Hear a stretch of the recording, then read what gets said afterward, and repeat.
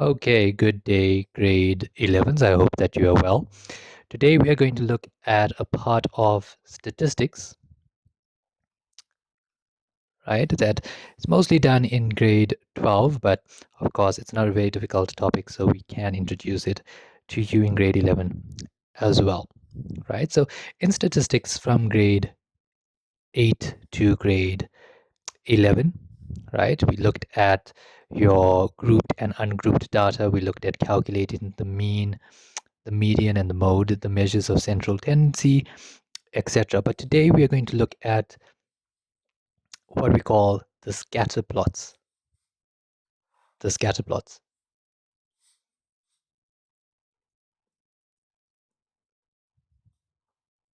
right?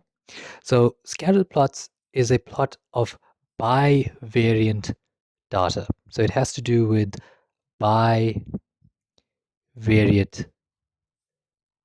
data.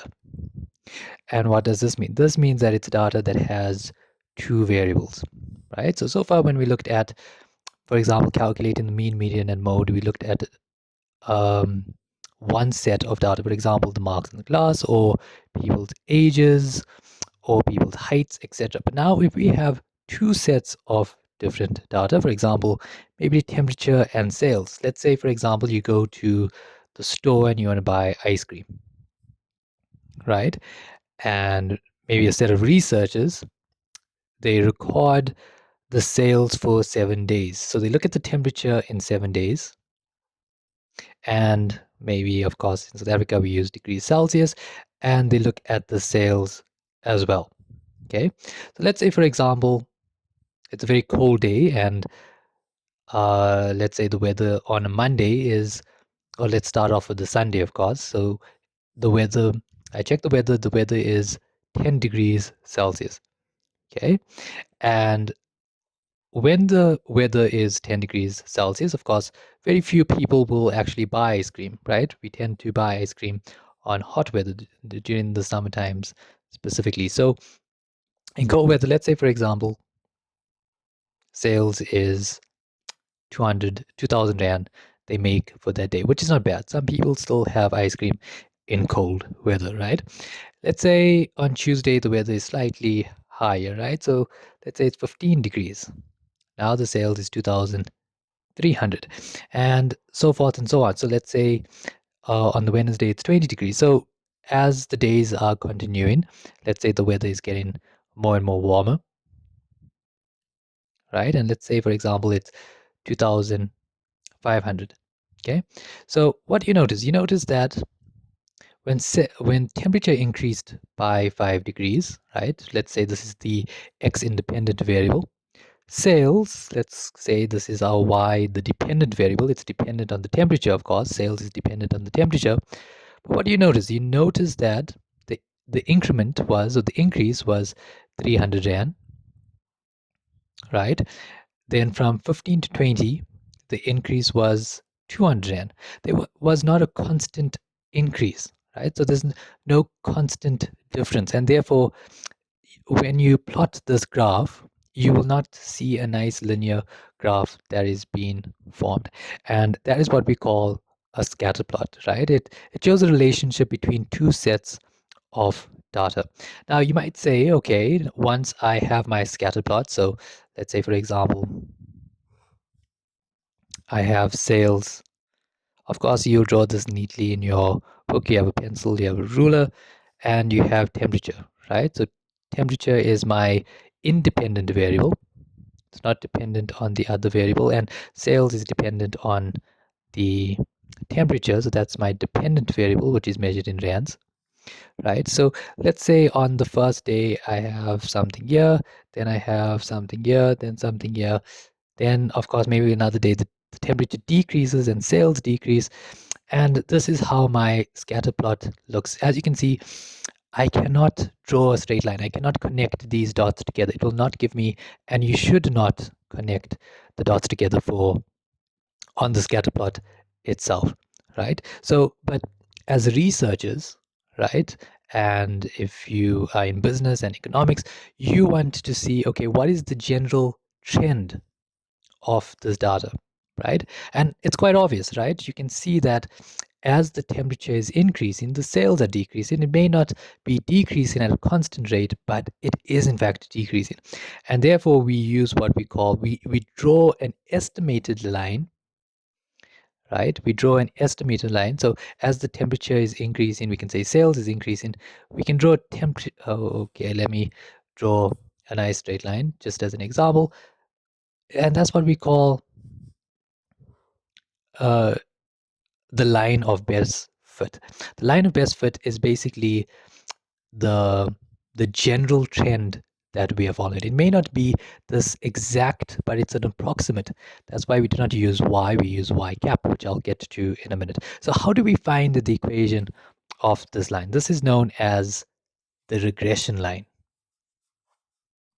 right? It's known as the regression line, or you can also call it, can we get the spelling right? The regression line, or you can also call it the line of best fit. And that makes sense because it's best fit in the points that we have on the graph, the line of best fit. Okay, so in grade 12, what we're going to do is we're going to find the equation that best suits this, and that's what we call the least squares regression line. The least, I know this is quite a lot of terms, but let me explain what the least squares regression line is. Okay, so this is basically a straight linear line, and it's in the form of this, the normal standard form of a straight line. And when we looked at functions, we know what the standard form of a straight line is. It's y is equal to mx plus c, of course, where c is the y-intercept of the graph. M is the gradient of the graph determining the slope. Of course, if you have a negative gradient, you have a decreasing graph. If you have a positive gradient, you have an increasing graph. And of course, you have your x and y values. But in our case, to find the line of best fit, we don't write it as y is equal to mx plus c. It's actually written as y cap. And the reason why we have a cap, because it's just an approximate, right?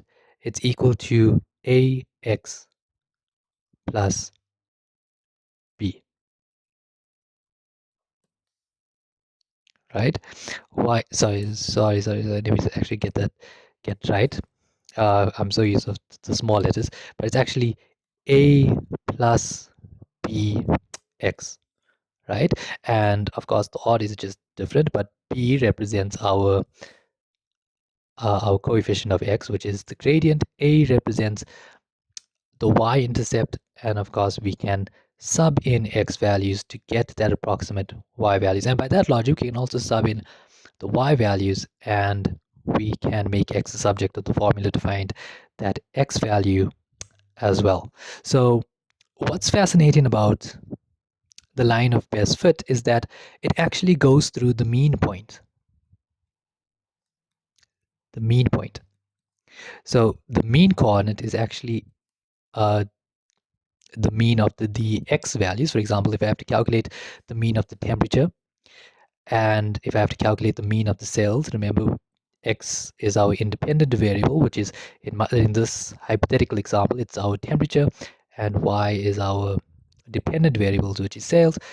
So if I have to find the mean of temperature and the mean of the cells, this line of best fit will actually go through or intersect with this point here. So this will actually be a point on the least squares regression line. Okay, and what does this help us to do? Of course, we said it helps us to find the general direction, but it also helps us to find the correlation of the two sets of data. Okay, so let's look at an example. How do we find this A value? How do we find this B value? And how do I find what I just mentioned now, the correlation? Right? That means, how can I conclude the relationship? Is there a strong relationship? Is there a weak relationship? Is there a positive relationship? Is there a negative relationship? So let's look at an example where we can apply what we have just learned now. Okay, so let's erase this.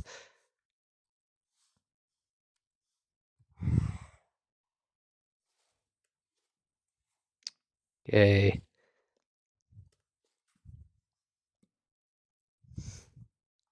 Okay, and let's also erase that. Okay, right. So let's go back to our example and let's read as follows. Okay, I can see some of this question is cut off here, so let me just quickly drag this to the side. Okay, right. Okay, so let's quickly read this example and see what we get from there. Right. Okay, that should be fine. Right. So let's read. It says a cardiologist, basically a heart doctor, right? Wanted a heart specialist, right? So a heart doctor, a cardiologist wanted to test the relationship between a rest in heart rate and the peak heart rate during exercise, right? So let's say as you exercise in, your heart, of course, will reach a rest in point. That means, of course, your heart will never stop since you're breathing. But of course, when you're relaxed, it will beat at a slower rate. And when you are exercising, then you reach, of course, very high heart rates. So heart rate is measured in beats per minute, right? BPM, beats per minute. The following set of data is generated from 12 study participants, right? After they had run on a treadmill at 10 kilometers per hour for 10 minutes. So these are individual participants, right? So one participant ran on the treadmill for 10 minutes at a speed of 10 kilometers per hour. His lowest heart rate when he was at rest was 48 BPMs, beats per minute, and his peak heart rate was 138 BPMs, beats per minute, right? Use your calculator to determine the equation of the line of best fit, right? Where's this thing, right? So question one actually stated to plot this on on the graph. So as you can see, our resting heart rate is our x independent variable. Where is this? Right, it's our independent variable, and our peak heart rate, we using it as our dependent variable, right? So we have our two pairs of data, and this is a scatter plot, right? It is two bivariate data sets, right? So let's use a calculator to determine the equation of the best fit. So of course, my equation will be y is equal to a plus bx. So this is where a calculator is needed, right? So if you're using a Casio calculator, let me walk you through the steps. I don't have a Casio calculator on the screen, but I can walk you through the steps on how to get this A, the y-intercept, and how to get this B, the gradient of this line. So what we're going to do now is to find the A value. All you're going to do is start off. So let me give you the steps for a Casio calculator. Of course, you can use another calculator, but Casio calculator is the best to use. Right, so the first thing you're going to do is you're going to press mode. Your calculator should be on, so it should be mode. Number two, stat. Right, so you can press number two, stat. Thereafter, you get a lot of instructions, and what you're going to do is you're going to press number two. Going to press 2, right? So 2 is basically a plus bx. That is basically the equation that we are looking at. Right now, you should see step number 4, which is basically a table which has your x numbers, your x data set, and next to it on the right hand side, you have your y data set. So what you're going to do is, as accurately as possible, please do not rush with statistics. Enter each one correctly. So let's do that together. Let me enter the x values. I have 48. Press equal to. Do not forget to press equal to 56, equal to 90, equal to 65, equal to 75, equal to 80, 72, 82, 76, 68, 62. And by the way, the where learners actually lose marks is that you rush with your calculator. It's so often that we can make a mistake. Instead of writing or instead of typing in 76. Sometimes we can type in 75, and that could actually uh, result in us getting the wrong answer. So make sure, do not rush. If you are done with your paper, always go back, double check your work, and make sure that you have it correct. So now we can enter the y values as well, corresponding with those x values. So we have 138 equal to 136, 180, 170, sorry, 150, 151, 161, 155, 154, 175, 158, right, 145, and lastly we have 155. Press equal to, and let's see what we get. Okay, let's just confirm whether we have, so we have, how many participants did we have? We had 12 participants in the study, right? Let's just make sure that this is correct.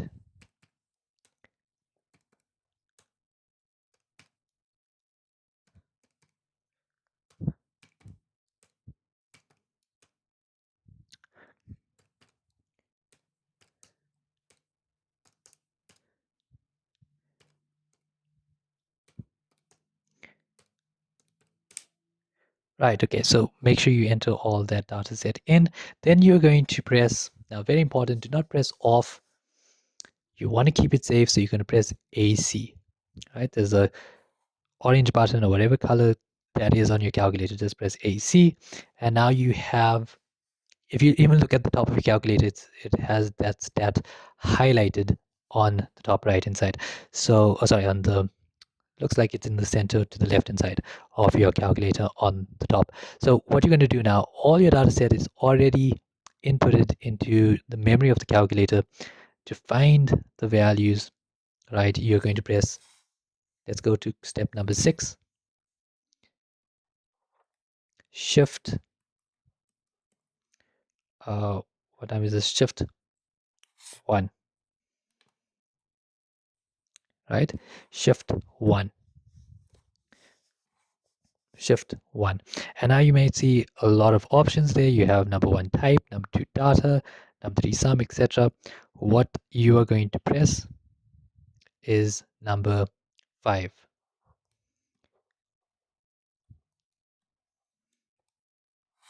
Right? Once you press number 5, it should give you 5 options. It will give you number 1 is A, number 2 is B, number 3 is R, so forth and so on. What you're going to do is you're going to press number 1, and thereafter you can press number 2. So number 1 will help you find your A value,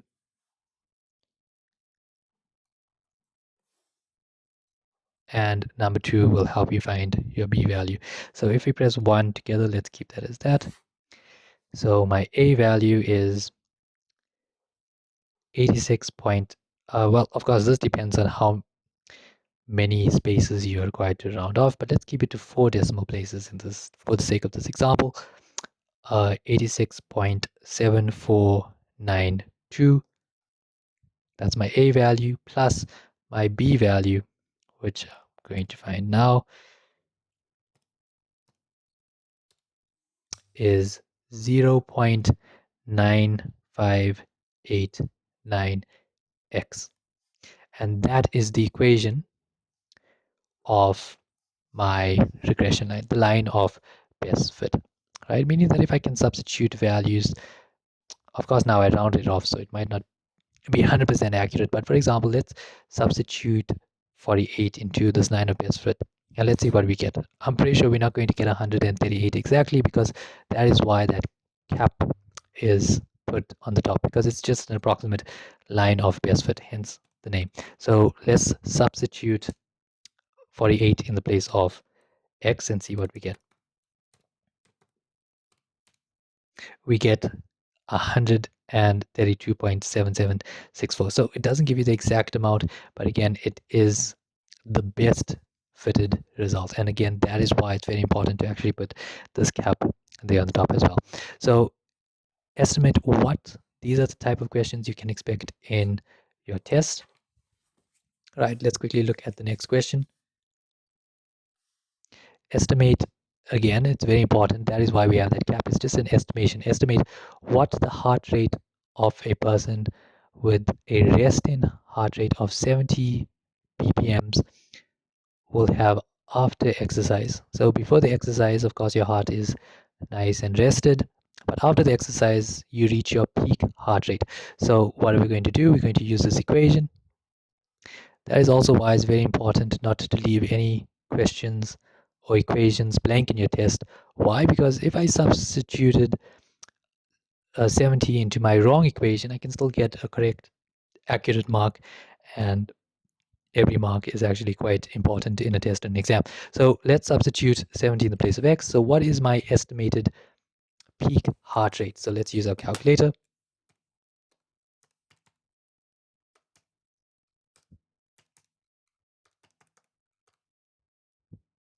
We substituted 70, and we should get this value here. So I'm not too sure. If we are asked to round up to a whole number, we can, but for the sake of this example, let's just keep it as 153.87 BPM, right? So if somebody enters the gym with a resting heart rate of 70 BPM, they will leave the gym after running on the treadmill for 10 minutes at a speed of 10 kilometers per hour with a BPM of 153.87 BPM, right? So now this is a very important word. We have to find the correlation. The correlation tells us, okay, so what's the conclusion? What's the relationship that we can see between the two? And we can confirm using a calculator. Of course, there's a formula to this as well, but I'm just going to show you with the use of a calculator.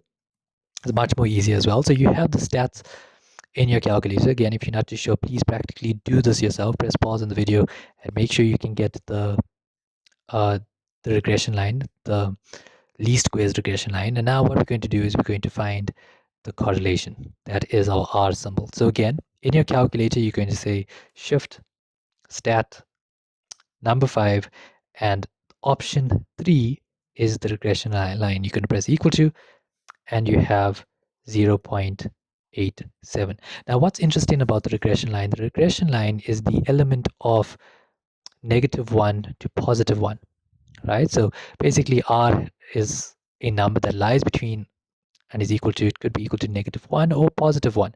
There's no such thing as 2 being the regression line. If that's the case, then something went wrong. So what this basically means is that if I have 1, if R is equal to 1, it means that there's a very strong positive relationship, right? This is an increase in graph. That means as one variable is increasing, the other variable is increasing as well. And there's a very strong positive relationship.